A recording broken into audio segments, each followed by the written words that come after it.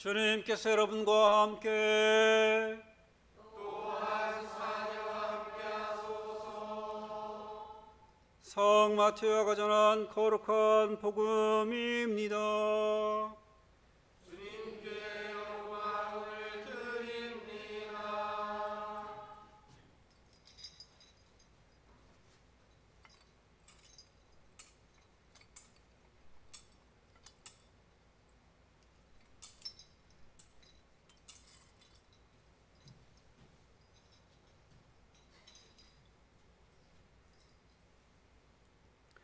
예수께서 말씀하셨다. 그러나 그날과 그 시간은 아무도 모른다. 하늘의 천사들도 모르고 아들도 모르고 오직 아버지만이 아신다. 노아 때의 일을 생각해 보아라.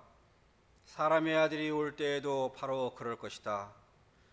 홍수 이전의 사람들은 노아가 방주에 들어가던 날까지도 먹고 마시고 장가들고 시집가고 하다가 홍수를 만나 모두 휩쓸려 갔다. 그들은 이렇게 아무것도 모르고 있다가 홍수를 만났는데 사람의 아들이 올 때에도 그러할 것이다. 그때 두 사람이 밭에 있다면 하나는 데려가고 하나는 버려둘 것이다. 또 두 여자가 맷돌을 갈고 있다면 하나는 데려가고 하나는 버려둘 것이다. 이렇게 너희의 주인이 언제 올지 모르니 깨어 있어라. 만일 도둑이 밤 몇 시에 오는지 집주인이 알고 있다면 그는 깨어 있으면서 도둑이 뚫고 들어오지 못하게 할 것이다. 사람의 아들도 너희가 생각지도 않은 때에 올 것이다. 그러니 너희는 늘 준비하고 있어라. 주님의 복음입니다. 그리스도를 찬미합니다.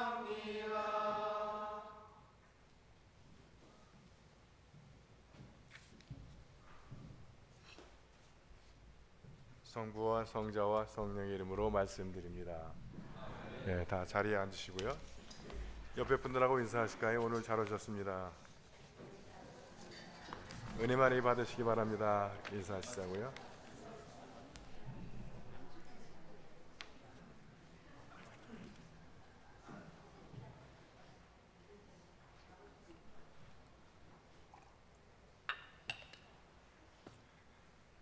제가 미국에서 공부할 때 수요일이면 전교생이 신학교만 전교생이 함께 모여서 예배를 드리고 공동 식사를 합니다.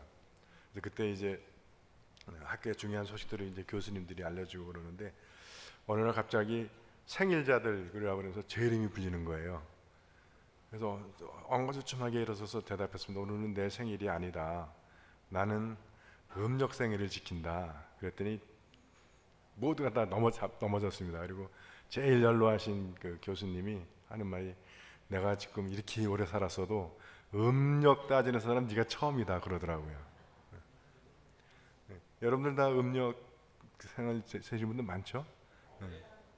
네.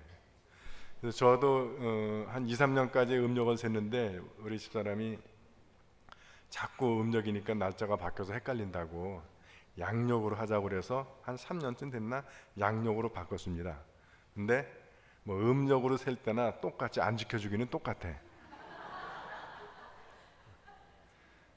그래서 금년도 사실은 태영이 그 입대 이제 환송회 하려고 형제들 모였더니 동생들이 그러더라고요. 오빠 생일도 다음 주인데 어떡할 거냐고 환갑인데. 그래서 저도 그때 처음 알았고 우리 사람도 깜짝 놀라더라고요. 근데 뭐 그 덕에 교회에서는 3번 했나 봐요 생일 잔치를. 근데 생일 잔치 한 60번 넘게 받아 먹었으면 이제 뭐 못 받아 먹어도 괜찮은 것 같아 지나가도.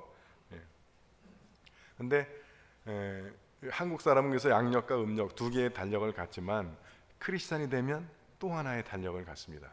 그건 교회력이라고 하는 거예요. 그래서 교회력으로 대림절이 1월 1일이 되는 겁니다. 그러니까 여러분들의 영적 생활, 신앙 생활로는 오늘이 설날이에요.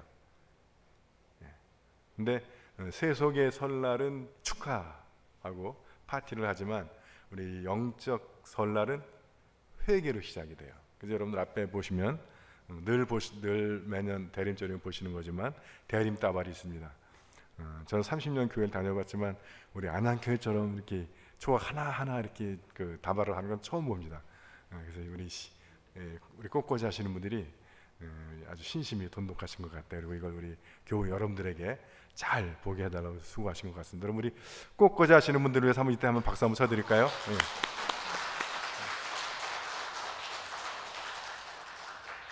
근데 왜 이렇게 하는 거예요? 대림절마다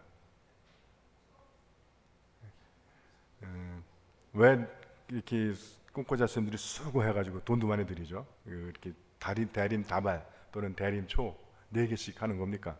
그리고 첫째 주는 제일 진한 거, 그리고 둘째 주는 2개, 셋째 주는 3개, 그리고 마지막 주에 가서 신초까지 붙입니다. 왜 그렇게 하는 거예요? 다 아는데 제가 물어보는 겁니까? 근데 여러분, 그 성경과 교회에서 하는 것은 딱 한 가지 뜻만으로 하는 경우는 거의 없습니다. 늘 다중적인 의미가 있고 다면적인 의미가 있어요. 그래서 여러분, 하느님의 나라는 신비로운 겁니다. 제가 뭐 이건 무슨 뜻이고 무슨 뜻이고 설명해도 또 다른 의미가 또 나와. 오늘 2가지만 설명드릴게요. 하나는 그 투명하는 것과 관계가 있고, 또 하나는 깨끗해짐과 관계가 있습니다. 그래서 깨끗해짐은 우리와 관계가 있고, 투명은 그 성탄, 예수님이 우리에게 오심과 관계가 있습니다. 그래서 우리와 관계에서는 우리가 이 대림 그러면 기다림, 그리고 기다림은 우리가 파티가 아니라 회개의 절기라고 그러잖아요. 처음엔 저 보라색처럼 진했던 우리의 욕망, 우리의 죄가 이 대림 절기를 지나면서 점점 깨끗해져서 성탄을 앞두고는 흰색으로 된다. 또는 우리가 이렇게 흰색으로 우리의 마음이 깨끗해지지 않으면 빛으로 오시는 예수 그리스도 성탄을 맞이할 수가 없다. 그런 의미를 하나 담고 있는 겁니다. 또 하나 의미는 예수님으로 보면, 그래서 지금 우리가 예수님이 우리에게 오신다, 성탄이라고 하는 것이 짙은 어둠처럼 있지만 대림절을 지나면서 점점 그 어둠이 거치면서 밝음으로 가게 된다라는 의미를 가지고 있는 것 같습니다. 그래서 흔히 대림, 그럼 기다림의 절기, 회개의 절기라고 할 수 있습니다. 그래서 이 절기와 관련해서 2가지 예화를 드릴 수가 있는데, 하나는 춘향이 얘기하시죠. 근데 주일학교 교사들이랑 아침에 공부하면서 성춘향 얘기했더니 요즘 주일학교들은 그건 모른대. 여러분, 춘향이 그럼 딱 예수님을 기다리는 우리 크리스천이랑 딱 떨어지는 이야기예요. 그래서 그러니까 이도령이 암행어사로 출두하지만 사실은 이게 왕으로 출두하는 겁니다. 뭐 콩쥐팥쥐 이야기도 그렇지만, 그래서 사랑했던 이도령이 한양으로 갔어. 그래서 이 춘향이는 이도령을 기다려야 돼. 근데 변사또가 내려와. 변사또가 하루가 멀다 하고 수청 들라고 그래. 그래서 변사또의 수청을 받아들이면 그날부터 행복해, 편할 수 있어요. 그런데 문제는 만약에 이도령이 나타날 때 이도령의 얼굴을 볼 낯이 없어. 그래서 여러분, 춘향이가 끝까지 버티죠. 이게 우리 크리스찬의 삶과 비슷하다는 거예요. 이게 가서 이도령이 과거에 급제했는지 안 했는지도 몰라. 언제 올지도 몰라. 그런데도 이도령에 대한 일편단심으로 기다려야 되는, 이것이 우리 크리스찬, 예수 주님의 재림을 기다리는 크리스찬의 모습입니다. 여러분, 변학도 같은 세상이 아무리 여러분을 유혹하고 협박하고 해도 넘어가지 마시기 바랍니다. 그때 넘어가 버리면 예수님 다시 오시는 날에 볼 면목이 없어지는 거예요. 그래서 그럼 우리가 왜 큰 칼 차고 감옥에 갇혀서 이걸 기다려야 되느냐? 거기에 대한 이야기를 이사야서가 얘기해주고 있습니다. 언젠가 야훼의 집이 서 있는 산이 우뚝 서고 언덕에 드높이 솟아서 모든 민족들이 그 하나님 앞으로 물밀듯이 밀려올 날이 있을 거라는 거예요. 지금은 우리가 크리스찬이라고 하는 것이 부담도 많고 의무도 많고 하지 못하는 것도 굉장히 많아. 그리고 세상 사람들로부터 너무 먹고 살기도 힘들고 인생 살기 피곤한데 주일마다 교회를 가야 되고 11절을 바쳐야 되고 머리 검은 신부한테 굽신굽신 거려야 되냐고, 왜 그렇게 사냐고, 그런 비아냥과 조롱을 들을 수 있습니다. 또 그렇게 했다고 해도 그닥 특히 한국 사회가 교회에 대해서 또 예수님에 대해서 호의적이지가 않아요. 세계적으로 아마 이 반기독교 정서가 제일 강한 나라가 우리 대한민국일 겁니다. 근데 그래도 우리가 이 예수 그리스도에 대한 일편단심을 갖고 여기에 넘어가지 말고 지켜야 할 이유가 있다는 거예요. 왜냐하면 언젠가 우리 하느님의 영광이 또 하느님을 아는 지식을 수많은 사람들이 사모해서 그 야훼산으로 몰려올 것이라는 것입니다. 그리고 금년도 대림절에는 이사야서가 계속 일독서로 읽혀지는데 아주 그 환상적인 하늘나라의 사파가 펼쳐집니다. 오늘도 보면 나라마다 칼을 쳐서 보습을 만들고 창을 쳐서 낫을 만들 일이, 그래서 칼을 들고 서로 싸우지 않을 것이다. 여러분, 이 이야기를 꼭 사회적으로만 적용할 게 아니라 우리 마음으로도 적용하실 필요가 있습니다. 이게 우리가 대림을 지내는 참된 의미예요. 여러분들 심령 속에 하나님이 가장 높은 보물입니까? 그래서 그 하나님에게서부터 법이 나오고 사는 길을 우리가 배우고 있습니까? 그래서 성경책을 보면 거기서 눈이 번쩍번쩍 뛰는 말씀들이 막 보이는 거예요. 아, 이렇게 살아야 되겠구나, 이 법을 따라야 되겠구나, 그러고 지내는 거예요. 주일학교 교사들하고 얘기했더니 읽는 거는 고사하고 주일날 와서 처음 펴본대. 웃는 분들이 계신 거 보니까 찔리는 분들이 꽤 있나 봐. 그래서 지금 세상이 옛날보다 훨씬 물질적으로 풍요로워지고 또 문명적으로 편리해진 것이 맞습니다. 그죠? 옛날보다 훨씬 풍요로워졌고 편해졌어요. 그런데도 살기는 점점 어렵다고 그래요. 세상은 점점 흉악해지고. 왜 그러냐면 하느님을 아는 지식이 없기 때문에 그렇습니다. 그래서 우리가 이 자연과학이라든가 이런 것을 너무 신봉하는 나머지 하나님은 뒷전으로 밀어놔요. 그렇기 때문에 뭔가 우리가 삶이 더 편해지는 것 같고 풍요로워지는 것 같은데도 불구하고 왠지 점점 더 불안해지고 점점 더 두려워지고 점점 더 문제가 많이 발생하게 되는 것입니다. 그래서 이사야는 오늘 우리에게 권고합니다. 야곱의 가문이여 야훼의 빛을 받으며 걸어가자. 또 이와 비슷한 이야기가 왕자와 거지 이야기가 또 떠오릅니다. 여러분, 왕자와 거지 이야기 아시죠? 왕궁 생활에 짜증난 지루해진 왕자가 하나 있었어요. 근데 옆 또 거리에는 왕자랑 똑같이 생긴 거지가 하나 있는데 이놈이 그날도 먹을 걸 훔치다가 걸려가지고 막 도망치다가 그만 막다른 골목을 닥쳐가지고 담을 확 뛰어넘었어. 근데 그 담이 왕자가 머무는 궁전이에요. 그래서 허겁지겁 들어온 놈을 보고 거지를 보고 왕자가 보니까 이놈이 나랑 똑같이 생긴 거야. 그 순간 왕자가 아이디어가 떠올랐어요. 야, 옷 서로 바꿔 입자. 그리고 옷을 바꿔 입고 이제 거지가 된 왕자죠. 거지가 된 왕자가 궁전으로 나갑니다. 이제 뭐 경호원도 없고 잔소리하는 사람도 없고 너무너무 좋은 거예요. 근데 문제가 있어. 끼니 때가 되는데 밥을 챙겨주는 사람이 아무도 없어. 그래서 보니까 시장통에 음식물 쓰레기가 큰 게 있는 거예요. 그래서 이게 웬 떡이냐 하고 거기서 음식물 찌꺼기를 먹으려고 하는데 네가 뭔데 여기 와서 이걸 먹냐? 그리고서 큰 막 치는 놈이 있는 거예요. 나와바리 침범하지 말라고 나오는 놈이 있는 거예요. 그래서 자기가 이 배고픔을 해결하기 위해서는 다른 거지하고 음식 쓰레기통을 놓고 죽기 살기로 싸워야 돼. 그래서 다행히 이긴 날은 그 음식물 쓰레기통을 차지하고서는 행복하게 그 쓰레기를 먹습니다. 진 날은 그 쓰레기도 모두 먹고 쫄쫄 굶어야 돼요. 그래서 계속 더 강한 놈 거지를 피해서 나와바리를 피해서 밀리다가 먼 시골까지 가게 됐어요. 그런데 문제는 왕궁에서 임금님이 승하한 거야.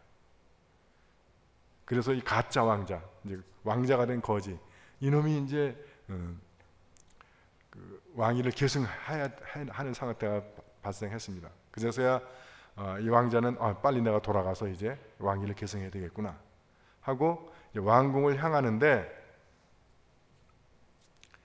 이 간신들이 보니까 왕자가 이게 좀 이상한 거야. 얼굴은 왕자 같은데 말투도 그렇고 하는 행위도 그렇고 영 왕실에서 배운 사람 같지가 않은 거야. 그래서 툭툭 찔러보다가 왕자가 가짜라는 걸 알게 됐어요. 그 순간 간신들이 머리가 돌아갑니다. 아, 이게 지금 거지 옷을 입고 나간 왕자만 제거하면 저 왕을 세워놓고 우리가 허수아비로 부려먹을 수가 있겠구나. 그래서 자객을 보내.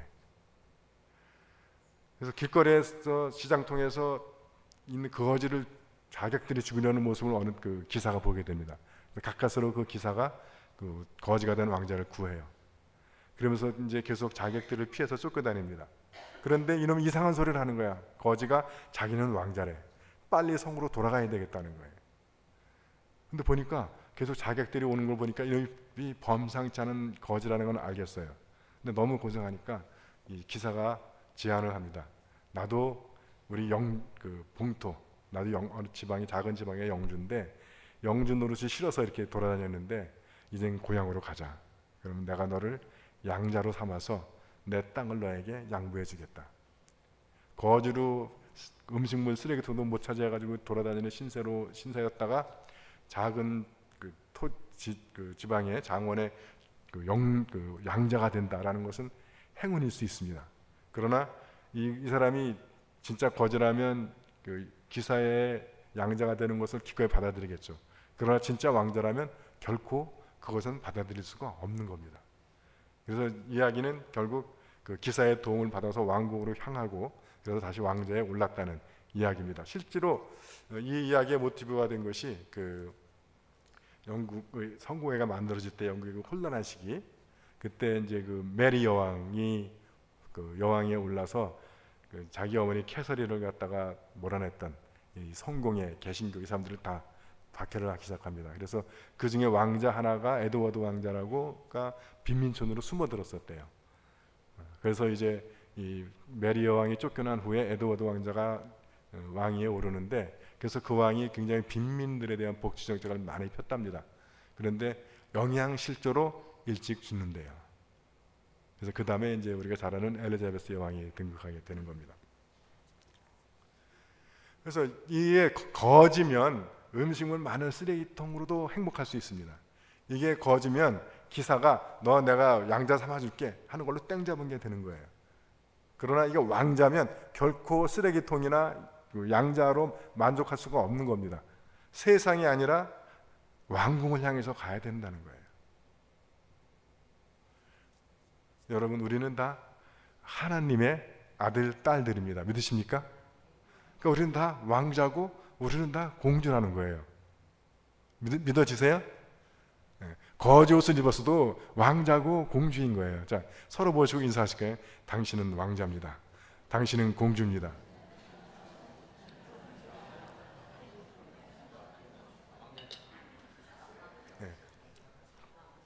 좋아만 하실 게 아니라, 그러니까 음식물 쓰레기통 껴갖고서 좋다 그러지 말고 누가 양자시켜준다 그러면 이거 땡 잡았다 그러고 가는 게 아니에요. 비록 목숨의 위험이 있고 박해와 핍박의 위험이 있다 하더라도 하나님 아버지에게서 상속받기 위해서 왕궁을 향해서 그치지 않고 가야 된다는 거예요.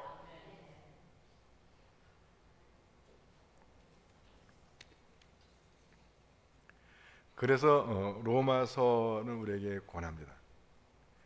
세상의 쾌락이나 유혹에 빠져 지내지 말고 우리 눈을 더 높은 곳, 예수 그리스도로 무장하고 빛의 갑옷을 입고 가라는 거예요. 그걸 다른 말로 하는 게 뭐냐면 우리 마음에 있는 육체의 정욕을 채우는 일을 하지 말라는 거예요.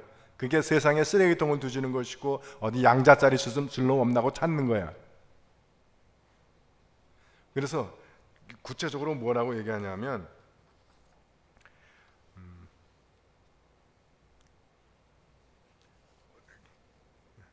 진탕 먹고 마시고 취하거나, 이거 쓰레기통 뒤지는 거죠. 음행과 방정에 빠지거나 분쟁과 시기를 일삼거나 하지 말고 언제나 대낮으로 생각하고 단정하게 살아갑시다. 여기에 이게 빠져 사는 게 밤이라는 거예요. 그리고 그 밤을 다른 말로 육체의 정욕이라는 겁니다. 진탕 먹고 마시고 육체죠. 그 다음에 음행과 방종 역시 육체죠. 그 다음에 분쟁과 시기, 이것도 다른 사람이 내 마음에 안 들기 때문에 일어나는 일들이에요. 역시 내 욕심을 채우기 위한 겁니다. 거기에 빠져 사는 것이 어두운 밤 속에 헤매는 것이고 그게 육체의 정욕을 채우는 것이라는 거예요. 그것을 끊고 그걸 채우려고 하지 말고 그리스도로 온몸을 무장하고 대낮을 걷는 것처럼 단정하게 살아가는 겁니다. 춘향이처럼 살으라는 거예요. 거지가 된 왕자처럼 살으라는 거예요. 근데 그러면 이게 언제까지 갈 거냐? 그래서 복음서에서 말하면 그날과 그 시간은 모른다. 그러나 우리가 그 시간을 모른다고 해서 심판이 없는 것이 아니라는 거예요. 분명히 구별이 있을 것이다. 지금 그래서 우리가 같이 맷돌을 돌리다가 같이 밭을 매다가 한 사람은 불려가고 한 사람은 버림받을 거라는 거예요. 여러분, 예수를 믿든 안 믿든 겉으로는 별 차이가 안 나, 그죠? 오히려 예수 안 믿는 사람이 더 잘 살 수도 있어요. 또 우리가 예수 믿으면서도 그 육체의 정욕 따라 사는 사람들이 있어. 그래서 기도의 내용, 그가 하는 말의 내용에 늘 중심이 주어는 나고 목적어는 나르리야. 그렇게 사는 사람들이 있어요. 그래도 이때는 잘 몰라. 차이가 안 납니다. 그러나 예수님이 오시는 때 알 수 있다는 거예요. 저는 이 비유를 주로 이 계란의 비유를 많이 듭니다. 유정란과 무정란. 그죠? 유정란은 병아리가 나오는 계란이고 무정란은 병아리가 안 나오는 계란이에요. 즉 생명이 있는 계란이고 생명이 없는 계란이에요. 근데 이게 그냥 놓고는 똑같아. 이게 언제 알 수 있냐면 첫 번째로 빛에 비춰보면 나타납니다. 유정란은 핏줄이 싹 가 있어. 무정란은 맹해요. 말씀의 빛에 비춰보면 생명이 있는 사람과 생명이 없는 사람이, 믿는 사람과 믿지 않는 사람이 확 다르다는 거예요. 그렇지 않고 그냥 너무 똑같은 계란이지만. 또 하나는 어미닭이 품어보면 유정란은 병아리로 새로운 생명으로 태어나지만 무정란은 썩어버립니다. 고난의 불세례를 겪어보면 이 믿음 있는 사람은 그 고난을 이기고 새로운 생명으로 거듭나지만 믿음이 없는 사람은 그 고난에 져가지고 생명이 더 꺾인다는 것이에요. 이 앞에 있는 꽃도 마찬가지입니다. 지금은 똑같아. 이 꽃이 살았습니까? 죽었습니까? 살았어요? 죽었어요? 몰라요? 지금은 살았지. 근데 일주일만 지나봐. 말라버립니다. 근데 저 바깥에 있는 꽃들은 지금은 잎이 다 떨어져가지고 죽은 것 같아도 내년 봄이 되면 새로운 생명을 틔우게 되는 것입니다. 그것이 구분되는 거예요. 그런데 지금 우리는 이 꽃이 언제 시들지, 저 들의 꽃들이 언제 필지를 다 알아요. 그런데 우리 생명에 있어서 그날은 아무도 모른다는 거예요. 그래서 좌절되십니까? 그래서 지루하십니까? 그래서 못 기다릴 것 같으십니까? 왜 하나님이 우리에게 이런 시련을 주셨다는 생각이 드세요? 네, 여러분, 하나님이 우리에게 보여주지 않는 것이 은혜이고 축복인 것을 믿으시기 바랍니다. 2035년 7월 6일 내가 죽는다를 아시면 좋을 것 같아요? 그러면 그걸 아는 순간부터 나는 삶을 사는 게 아니라 죽음을 사는 거예요. 우리 애가 2025년에 대학 시험에 죽었다 깨어나도 떨어진다를 아시면 오늘부터 공부 끝내는 거예요. 그래서 우리가 그 결과를 모르기 때문에 오늘의 삶을 우리가 희망을 갖고 살아갈 수 있는 겁니다. 여러분, 하나님께서 이스라엘 백성을 인도하실 때 광야에서 낮에는 구름 기둥, 밤에는 불 기둥으로 인도하세요.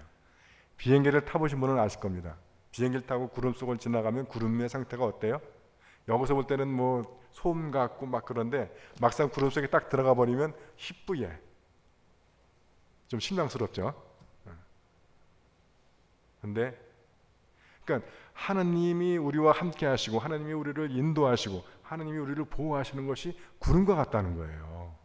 그리고 그것이 하나님이 우리 가운데 계시다고 하는 증거라는 거예요. 여러분, 이 광야에는 낮에 해가 짱짱 내리치면 영상 40도가 넘어요. 그래서 그냥 열사병이나 일사병으로 쓰러지는 거예요. 그래서 그거를 보호하시기 위해서 구름같이 희뿌옇게 가려주시는 겁니다. 그래서 구름 속을 가면 희뿌옇으니까 보일 듯이 보이지 않게 가는 거예요. 그게 하나님이 우리를 보호하시고 하나님이 우리를 인도하시는 방법이라는 거예요. 많은 분들이 우리가 기도하면 하나님이 명명백백하게 착착 보여주셨으면 안 보여주시는 게 하나님의 은혜인 걸 믿으시기 바랍니다. 또 하나 중요한 포인트는 그날과 그 시간은 모른다는 거예요. 예수님도 몰라요. 정해져 있지 않다는 겁니다. 그래서 예수께서 뭐라고 하냐면 너희가 생각하지 못한 시간에 올 것이다. 그러니까 우리 어쩌면 우리 기대보다도 더 빨리 올 수 있다는 거예요. 그래서 우리가 희망을 가질 수 있다는 겁니다. 우리가 흔히 대림절은 예수님을 기다리는 시간입니다. 재림을 기다리는 시간이에요. 예수님이 재림하면 다들 종말, 그래서 두려움을 생각하십니다. 심판을. 그런데 여러분 춘향이 이야기에서 나오지만 이사또가 암영어자 출두하는 사건은 변학도에게는 죽음의 시간이지만 춘향이에게는 고생 끝 행복 시작이라는 거예요. 그래서 여러분 우리가 종말을 기다리고 예수님의 재림을 기다린다고 하는 것은 고생 끝 행복 시작을 기다리셔야 겁니다. 세상이 망해가지고 내가 심판받아가지고 지옥에 갈 것을 꿈꾸는 것이 아니라, 문제는 우리가 그 주님의 재림을 맞이하는 데 있어서 우리가 춘향이처럼 살 것인지, 아니면 쓰레기통을 껴안고 나는 여기가 좋사오니 여기서 살겠다 하는 것이니, 그 어떻게 살았느냐에 따라서 주님을 다시 만나는 모습이 달라지게 될 것입니다. 여러분들 이사야서의 권고대로 빛 가운데로 걸어가시는 여러분들이 되시기를 주님의 이름으로 축원드립니다. 성부와 성자와 성령의 이름으로 말씀드렸습니다.